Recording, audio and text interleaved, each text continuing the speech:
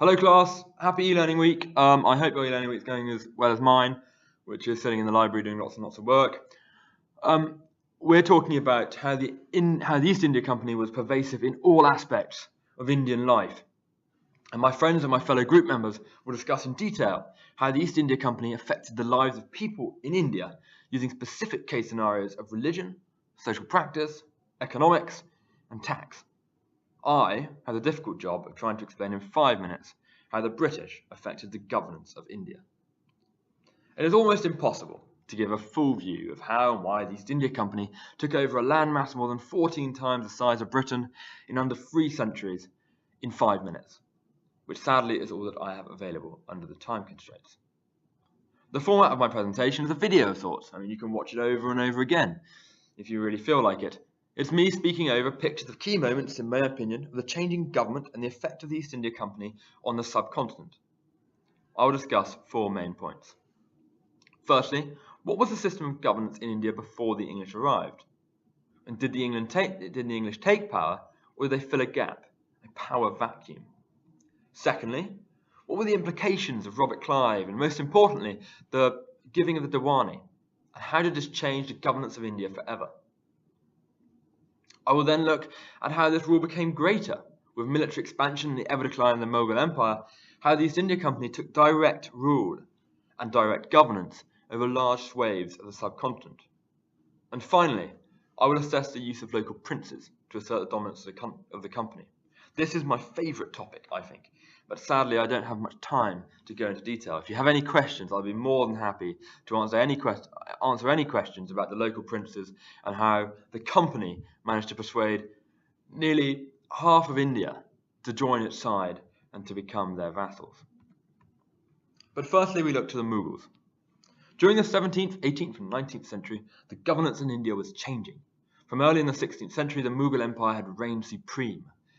In the 16th century, Muslim leader Babur invaded northern India, and in 2 centuries had conquered the subcontinent. In a mere 100 years, however, this old empire was all but destroyed. Its system fractured and cracking, ripped up in a wake of imperialistic power. But what was the Mughal system of governance? The Mughal system was an autonomous military empire. Every officer in the system was also a member of the army. The country was administered, however, by a series of departments, with officers attached to each of these: the exchequer, judiciary, charities, public works, all answering to the supreme emperor. It was a top-down system, with the emperor orders relayed to lower officers and so forth. It had a system of tax, which arguably for its time was rather fair. It was 1/3 of produce, and was calculated not by land area, but by actual land cultivation. There was a working court system, with courts in many large towns, and the final court of appeal being the emperor. However, admittedly, most of the repercussions involved amputation or maiming. What were the EIC doing at this time? Well, they were plainly traders. They had 3 main presidencies ruled by merchants, and so many of them are corrupt that arguably the governance here cannot be classed as anything short of pitiful. They had power over trade, but they let the Mughal Empire deal with local governance and local rules. So how did the East India Company start taking control and taking governance?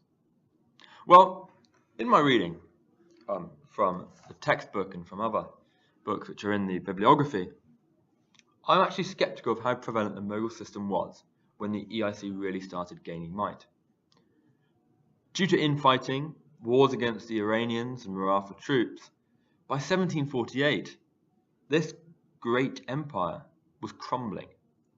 It was literally crumbling around its centre and creating a power vacuum, which I feel the British did not exploit, but rather fell into by accident. Importantly, the granting of the Diwani. Following Clive's historic victory at the Battle of Plassey and his other great victories, the EIC was given a Diwani over the province of Bengal. This was time-changing. It gave them effective governance. It gave them the ability to take taxes and run the civil court system, and importantly, it enmeshed the EIC company into complex Mughal relations. They even used Mughal courts. So here we see the first inkling of governance. They now have the power. They have the power to take taxes. They have the power for civil courts in Bengal. And in 1772, they extended this. After failing miserably to comprehend the Mughal complex tax system, the East India Company began transplanting English tax laws and English tax governance into India, notably the principle of tax farming. The East India Company did not end there, and through military expansion under Governor-General Wellesley, more and more land became under direct rule of the East India Company, and vice versa, the British government. The most notable victory, arguably, and I think probably the turning point in direct rule in India when the East India Company had probably the most direct governance, was after the victory and taking of Seringapatam, the last city to have allied with the French in southern India. This, I feel, was key. By 1800, with territory still expanding, the company now had a control and governance over a population of millions. And they were a small, well, not a small, but a small in relative terms company. How could they govern such a population? What did they do? They sought help. They hired Indians to be in their army. They had a huge sepoy army. They also maintained local village headmen, and this is key for governance. They've maintained local village headmen to keep governance in the provinces.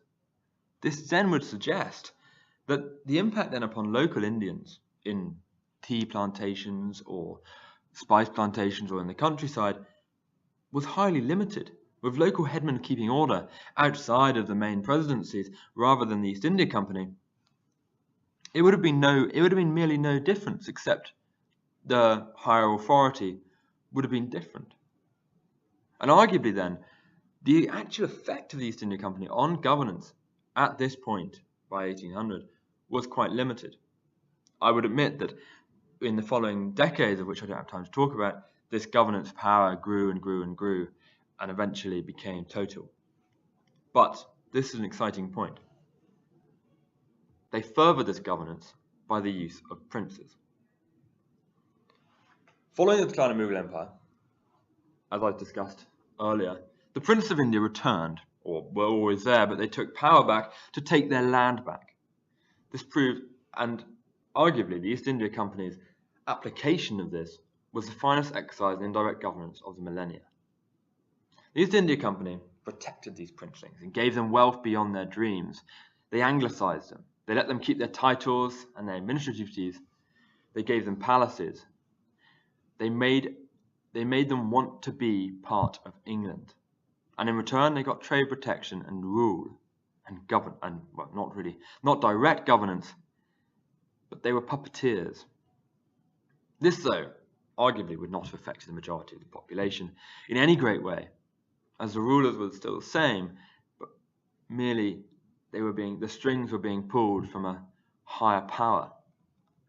This system of vassals meant that the EIC government governed a huge portion of India, but left the main governance to those who were there before them. If you want to look more at this, and I really suggest I do, I mean, I've gone over my time already by 2 minutes, which is, my team is going to kill me. But if you want to look more at this, I'm happy to answer any questions. But if you really want to, watch a series called Empire by the BBC, freely available on YouTube. I'll put it in the bibliography, the link to it. Just watch that. And it's a fantastic series, but it really does show how the East India Company utilised the princes to gain great governance over India.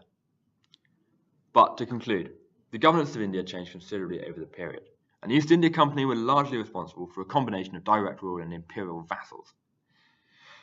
This company, starting from a system of governance run by merchants and presidencies, who were quite honestly awful, suddenly became a country which could be governed by a company. They implanted British values, and they implanted a British-esque system of governance. Thank you very much. Enjoy the rest of the slides from my team members, and have the good rest of your e-learning week. Thank you.